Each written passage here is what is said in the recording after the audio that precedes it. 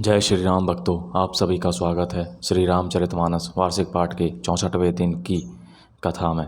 वार्षिक पाठ में हम प्रतिदिन 3 दोहे और मंगलवार के दिन 6 दोहे पढ़ते हैं, जिससे हमारी संपूर्ण रामायण 1 वर्ष से पहले 11 महीने में पूर्ण हो जाती है। श्री रामचरितमानस जो श्री तुलसीदास जी द्वारा रचित है, एक महान ग्रंथ है। श्री रामचरितमानस को भक्तगण पढ़कर अपना जीवन सफल बना सकते हैं।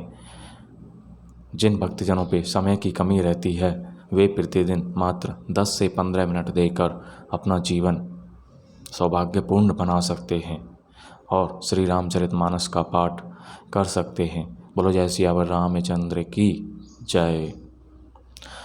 श्री रामचरितमानस का पाठ करने से पहले हम सभी देव देवताओं का आह्वान करते हैं कि वे भी हमारी श्री रामचरितमानस में सम्मिलित हों और हमें अपना आशीर्वाद प्रदान करें। जय शिव शंभू, जय पार्वती माता, जिन्होंने श्री रामचरितमानस की रचना की, राम नाम की रचना की और इस सार जगत को राम नाम प्रदान किया तथा प्रथम बार श्री पार्वती माता को कथा सुनाई थी। सभी गुरुजनों की जय, श्री वाल्मीकि जी की जय, श्री तुलसीदास जी की जय, जय श्री सरस्वती माता की जय, श्री गणेशाय नमः, जय बजरंगबली की जय।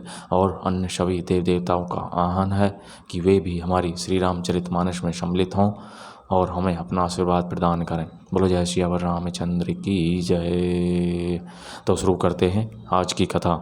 जय श्री राम। धवल धाम मणि बोरट पट सो घटते नाना भांति, सिय निवास सुंदर सदन शोभा किमि कही जाती। मंगल भवनी अमंगल हारी द्रवौ सुदशरथ अजर बिहारी। उज्ज्वल महलों में अनेक प्रकार के सुंदर रीति से बने हुए मणिजन्य चटित सोने की जरी के पर्दे लगे हैं। सीता जी के रहने के सुंदर महल की शोभा का वर्णन क्या ही कैसे जा सकता है। शोभा के द्वार सब कुली से कपाटा, भूपे नीर नटमा गदबाटा। बनी विशाल बाजी गजशाला, है गए रथ संकुल सब काला। राजमहल के सब दरवाजे फाटक सुंदर हैं, जिनमें वज्र के मजबूत अथवा हीरों के चमकते हुए किवाड़ लगे हैं। वहाँ मातहत राजाओं, नटों, मागधों और भाटों की भीड़ लगी रहती है। घोड़ों और हाथियों के लिए बहुत बड़ी बड़ी घुड़शालाएँ और गजशालाएँ, फील खाने बनी हुई हैं, जो सब समय घोड़े, हाथी और रथों से भरी रहती हैं। सूर सचिव सैनप बहुतेरे, निरपग्रह सरे से सदन सब केरे। पुरबाहेर सर सरित समीपा, उतरे जहीं तहीं विपुल समी महीपा। बहुत से सूरवीर मंत्री और सेनापति हैं, उन सबके घर भी राजमहल सरीखे ही हैं। नगर के बाहर तालाब और नदी के निकट जहाँ तहाँ बहुत से राजा लोग उतरे हुए डेरा डाले हुए हैं। देखी अनूप एक अभिराई, सब सुपाश सब भांति सुहाई। कौशिक कहे ओ मोर मनु माना, यहाँ रही है रघुवीर सुजाना। वही आमों का एक अनुपम बाग देख कर, जहाँ सब प्रकार के सुबीते थे और जो सब तरह से सुहावना था, विश्वामित्र जी ने कहा, हे सुजान रघुवीर, मेरा मन कहता है कि यहीं रहा जाए। भले ही नाथ कही कृपा निकेता, उतरे तहें मुनि वृंद समेता। विश्वामित्र महामुनि आए, समाचार मिथिलापति पाए। कृपा के धाम श्री रामचंद्र जी बहुत अच्छा स्वामिन कहकर वहीं मुनियों के समूह के साथ ठहर गए। मिथिलापति जनक जी ने जब यह समाचार पाया कि महामुनि विश्वामित्र आए हैं, संग सचिव सुचि भूरी भट भुसूर बर गुर ख्याति। चले मिलन मुनि का मुनि नाय कही, मुद तिराहुए ही भांति। मंगल भवन मंगल हारी, द्रवौ सुदशरथ अजर बिहारी। तब उन्होंने पवित्र हृदय के ईमानदार स्वामी भक्त मंत्री, बहुत से योद्धा, श्रेष्ठ ब्राह्मण, गुरु सतानंद जी और अपनी जाति के श्रेष्ठ लोगों को साथ लिया। इस प्रकार प्रसन्नता के साथ राजा मुनियों के स्वामी विश्वामित्र जी से मिलने चले। कीने प्रणामो चरण धरी माथा, दीनी आशीष मुदित मन मुनि नाथा। विप्रबंध सब सादर बंदे, जानी भाग्य बड़ राउ आनंदे। राजा ने मुनि के चरणों पर मस्तक रख कर प्रणाम किया। मुनियों के स्वामी विश्वामित्र जी ने प्रसन्न होकर आशीर्वाद दिया। फिर सारी ब्रह्मांड मंडली को आदर सहित प्रणाम किया और अपना बड़ा भाग्य जानकर राजा आनंदित हुए। कौशल कृष्ण कही बार ही बारा, विश्वामित्र नृपहि बैठारा। ते ही अवसर आए दो भाई, गए रहे देखन फुलवाई। बार बार कुशल प्रश्न करके विश्वामित्र जी ने राजा को बिठाया। उसी समय दोनों भाई आ पहुँचे जो फुलवाड़ी देखने गए थे। श्याम गौर मृदु बयस किशोरा, लोचन सुगध विश्वचित चोरा। उठे सकल जब रघुपति आए, विश्वामित्र निकट बैठाए। सुकुमार किशोर अवस्था वाले श्याम और गौर वर्ण के दोनों कुमार नेत्रों को सुख देने वाले और सारे विश्व के चित्त को चुराने वाले हैं। जब रघुनाथ जी आए तब सभी उनके रूप एवं तेज से प्रभावित होकर उठकर खड़े हो गए। विश्वामित्र जी ने उनको अपने पास बिठा लिया। भये सब सुखी देखी दो भ्राता, भारी बिलोचन पुलकित गाता। मूर्ति मधुर मनोहर देखी, भयो विदेहु विदेहु विशेषी। दोनों भाइयों को देखकर सभी सुखी हुए। सबके नेत्रों में जल भर आया। आनंद और प्रेम के आंसू उमड़ पड़े और शरीर रोमांचित हो उठे। राम जी की मधुर मनोहर मूर्ति को देखकर विदेह जनक विशेष रूप से विदेह देह की सुध बुध से रहित हो गए।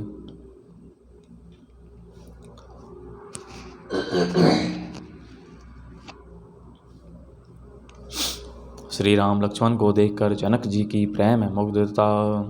प्रेम मगन मनु जानी निरपो करी, विवेको धरि धीर। बोले ओ मुनि पद नाई सिरु, गद गद गिरा गंभीर। मंगल भवन मंगल हारी, द्रवौ सुत सरित अजरि बिहारी। मन को प्रेम में मग्न जान राजा जनक ने विवेक का आश्रय लेकर धीरज धारण किया और मुनि के चरणों में सिर नवाकर गदगद प्रेम भरी गंभीर वाणी से कहा। कहु नाथ सुंदर दो बालक, मुनि कुल तिलक की निरपिकुल पालक। ब्रह्म जो निगम नेति कही गावा, उभय वेश धरी किसोई आवा। हे नाथ कहिए, ये दोनों सुंदर बालक मुनि कुल के आभूषण हैं या किसी राजवंश के पालक, अथवा जिसका वेदों ने नेति कहकर गान किया है? कहीं वह ब्रह्म तो युगल रूप धरकर नहीं आया है? सहज विराग रूप मनु मोरा, थकित होत जिमी चंद चकोरा। ताते प्रभु पूछऊं सती भाऊ, कहु नाथ जनी करे हो दुराऊ। मेरा मन जो स्वभाव से ही वैराग्य रूप बना हुआ है, इन्हें देखकर इस तरह मुग्ध हो रहा है जैसे चंद्रमा को देखकर चकोर। हे प्रभु, इसलिए मैं आपसे सत्य निश्चल भाव से पूछता हूँ। हे नाथ बताइए, छिपाव नहीं कीजिए। इन्हई बिलोकत अति अनुरागा, बरबस ब्रह्म सुख ही मन त्यागा। कहे मुनि बिहसी कहे ऊ निरपनी का, बचन तुम्हारे न होई अली का। इनको देखते ही अत्यंत प्रेम के वश होकर मेरे मन ने जबरदस्ती ब्रह्म सुख को त्याग दिया है। मुनि ने हंसकर कहा, हे राजन, आपने ठीक यथार्थ ही कहा। आपका वचन मिथ्या नहीं हो सकता।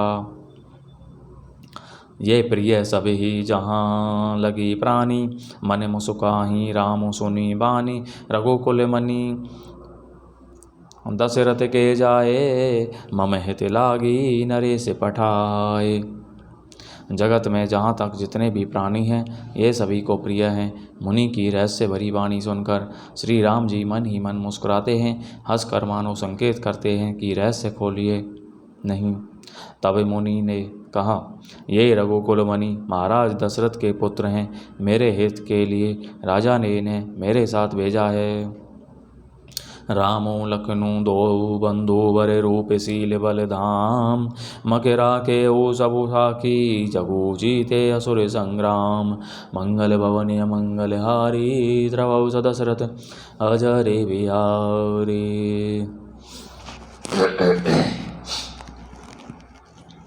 ये राम और लक्ष्मण दोनों श्रेष्ठ भाई रूप, शील और बल के धाम हैं। सारा जगत इस बात का साक्षी है कि इन्होंने युद्ध में असुरों को जीत कर मेरे यज्ञ की रक्षा की है। मुनि तब चरण देखी कह राऊ, कही न सकऊँ निज पुण्य प्रभाव। सौंदर्य श्याम गौर दो भ्राता, आनंद हो के आनंद दाता। राजा ने कहा, हे मुनि, आपके चरणों के दर्शन कर मैं अपना पुण्य प्रभाव कह नहीं सकता। ये सुंदर श्याम और गौर वर्ण के दोनों भाई आनंद को भी आनंद देने वाले हैं। इन्हें के प्रीति परस पर पाविनी, कही न जाई मन भावे सुहाविनी। सुनहु नाथ कह मुदित विदेहु, ब्रह्म जीव ईप सहज सनेहु। इनकी आपस की प्रीति बड़ी पवित्र और सुहावनी है। वह मन को बहुत भाती है, पर वाणी से कही नहीं जा सकती। विदेह जनक जी आनंदित होकर कहते हैं, हे नाथ सुनिए, ब्रह्म और जीव की तरह इनमें स्वाभाविक प्रेम है। पुनि पुनि प्रभु ही चितव नर नाहु, पुलक गात और अधिक उछाहु। मुनि ही प्रशंसी नाई पद सीसो, चले उलवाई नगर अभिनीशु।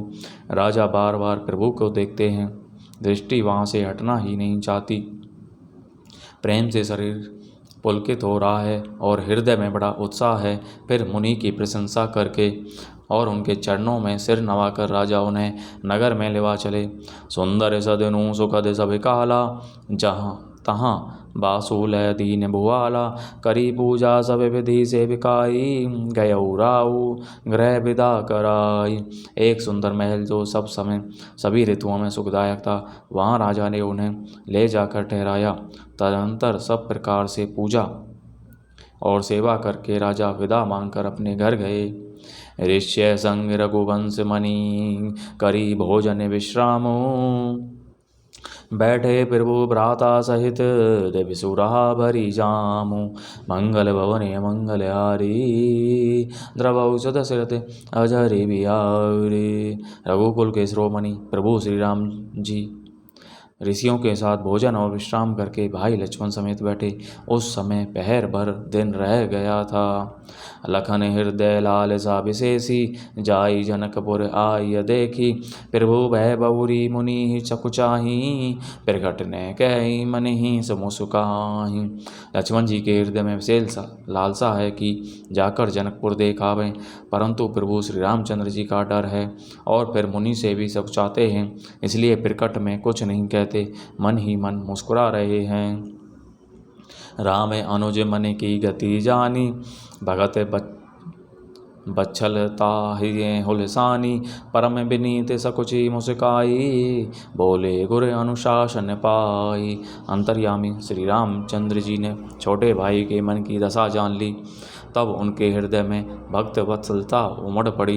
वे गुरु की आज्ञा पाकर बहुत ही विनय के साथ सकुचाते हुए मुस्कुरा कर बोले, नाथ लखनऊ पुरु देखन चैई, प्रभु से कोच डर प्रगट ने कही। जो राउर आयशु में पावों, नगर दिखाई तुरत ले आवों। हे नाथ, लक्ष्मण नगर देखना चाहते हैं, किंतु प्रभु आपके डर और संकोच के कारण स्पष्ट नहीं कहते। यदि आपकी आज्ञा पाऊँ तो मैं इनको नगर दिखलाकर तुरंत ही वापस ले आऊँ। सुनी मुनि सु कह बचन से प्रीति, कसने राम तुम्हें रागहु नीति। धर्म से तू पालक तुम्हें ताता, प्रेम विवश सेवक सुखदाता। यह सुनकर मुनीश्वर विश्वामित्र जी ने प्रेम सहित वचन कहे, हे राम, तुम नीति की रक्षा कैसे नहीं करोगे। हे तात, तुम धर्म की मर्यादा का पालन करने वाले और प्रेम के वशीभूत होकर सेवकों को सुख देने वाले हो। श्री राम लक्ष्मण का जनकपुर निरीक्षण। जाई देखी आवे हो नगेरु सुख निधान दो भाई, करहु सुफल सबके नयन सुंदर बदन दिखाई। मंगल भवन अमंगल हारी त्रबहु सुदशरथ अजर बिहारी। सुख के निदान दोनों भाई जाकर नगर देखाओ, अपने सुंदर मुख दिखलाकर सब नगर निवासियों के नेत्रों को सफल करो। मुनि पद कमल बंदी दो भ्राता, चले लोके लोचन सुखदाता। बालक वृंद देखी अति शोभा, लगे संग लोचन मनुलोभा। सब लोगों के नेत्रों को सुख देने वाले दोनों भाई मुनि के चरण कमलों की वंदना करके चले। बालकों के झुंड इनके सौंदर्य की अत्यंत शोभा देखकर साथ लग गए। उनके नेत्र और मन इनकी माधुरी पर लुभा गए। पीत बसन परी कर कटी भाव था, चारु चाप सर सोहत हाथा। तन अनुहरत सुचंदन खौरी, श्यामल गौर मनोहर जोरी।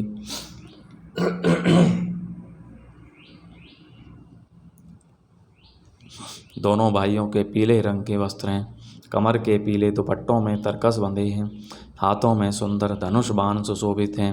श्याम और गौर वन के शरीरों के अनुकूल, अर्थात जिस रंग का चंदन अधिक भवे उस पर उसी रंग के सुंदर चंदन की खौर लगी है। सांवरे और गोरे रंग की मनोहर जोड़ी है। के हरि कंधर बाहु विशाला, और अति रुचिर नागमणि माला। सुभग सोन सर सिरहु लोचन, बदन मयंक ताप त्रिय मोचन।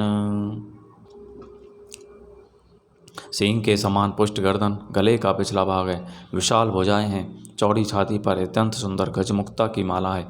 सुंदर लाल कमल के समान नेत्र हैं, तीनों तापों से छुड़ाने वाला चंद्रमा के समान मुख है। कानन ही कनक फूल छवि देखी, चितवत चित ही चोरी जनु ले। चितवनी चारो भ्रकुटी बर बाकी, तिलक रे के शोभा जनु चाकी। कानों में सोने के कर्णफूल अत्यंत शोभा दे रहे हैं और देखते ही देखने वाले के चित्त को मानो चुरा लेते हैं। उनकी चित्तवन दृष्टि बड़ी मनोहर है और भौहें तिरछी एवं सुंदर हैं। माथे पर तिलक की रेखाएं ऐसी सुंदर हैं मानो मूर्तिमती शोभा पर मोहर लगा दी गई है। रुचिर चौतनी सुभग सिर मेचक कुंचित, केश नख सिख सुंदर बंधु दो। शोभा सकल मुदेश, मंगल भवने अमंगल हारी। द्रवौ सुदशरथ अजरे बिहारी। सिर पर सुंदर चौकोनी टोपियाँ दिए हैं, काले और घुंघराले बाल हैं। दोनों भाई नख से लेकर शिखा तक, एड़ी से चोटी तक सुंदर हैं और सारी शोभा जहाँ जैसी चाहिए वैसी ही है। बोलो जय श्री रामचंद्र की जय। तो इस प्रकार भक्तजनों, आज की कथा का विराम यहीं पर होता है। बोलो जय श्री रामचंद्र की जय। सभी देव देवताओं का बहुत बहुत धन्यवाद जो हमारी श्री रामचरितमानस में सम्मिलित हुए और हमें अपना आशीर्वाद प्रदान किया। बोलो जय श्री रामचंद्र की जय।